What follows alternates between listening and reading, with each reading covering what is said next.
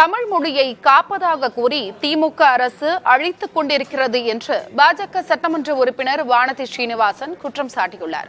அவருடன் நமது செய்தியாளர் ரமேஷ் நடத்திய கலந்துரையாடலை பார்க்கலாம்.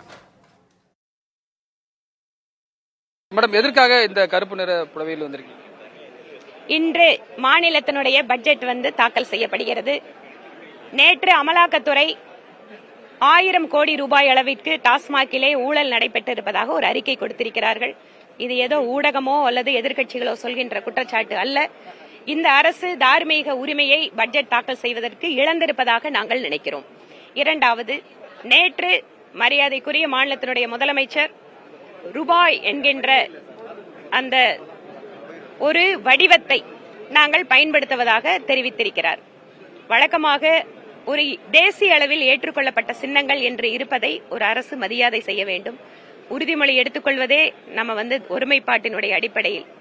ஆனால் தமிழ் மொழியை காக்கிறோம் என சொல்லி தமிழ் மொழியை அழித்துக் கொண்டிருக்கின்ற திமுக அரசு தங்களுடைய தவறுகளை, தங்களுடைய இயலாமையை, தங்களுடைய தோல்வியை மறைப்பதற்காக இம்மாதிரியான தமிழை காக்கிறோம் அல்லது தமிழகத்தினுடைய நாகரிகத்தை, கலாச்சாரத்தை காக்கிறோம் என்கின்ற போர்வையிலே ஒருமைப்பாட்டுக்கு எதிரான விஷயங்களை மக்கள் முன்பாக விதைத்துக் கொண்டிருக்கிறார்கள். எந்த திட்டத்தில் எந்த பணம் வரலையோ நேரடியா போய் சம்பந்தப்பட்ட அமைச்சரோட பேசலாம். Rural development minister, agriculture minister, இந்த ரெண்டையும் பார்த்துட்டு இருக்கக்கூடிய மரியாதைக்குரிய சிவராஜ் சிங் சௌஹான் அவர்கள் தமிழகத்திற்கு நான் 2 முறை வந்த போதும் 2 துறையினுடைய அமைச்சர்கள் கூட என்னை பார்க்கவில்லை. ஏன்?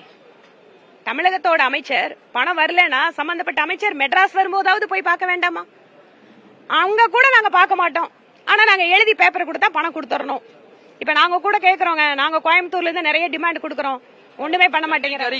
பல்வேறு விஷயங்கள் குறித்து விரிவாக பகிர்ந்திருக்கிறார் புதிய தலைமுறைக்காக ஒளிப்பதிவாளர் கிருஷ்ணாவுடன் ரமேஷ்.